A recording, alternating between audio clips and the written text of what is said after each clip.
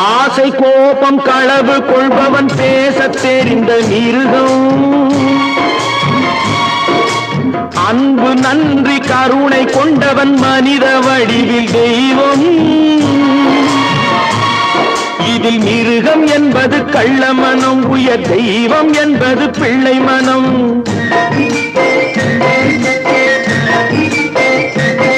இந்த 6 கட்டளை அறிந்த மனது ஆண்டவன் வாழும் வெள்ளை மனம், ஆண்டவன் வாழும் வெள்ளை மனம். 6 மனமே 6, அந்த ஆண்டவன் கட்டளை 6.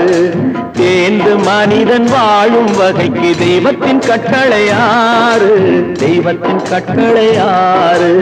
6 மனமே 6, அந்த ஆண்டவன் கட்டளை 6.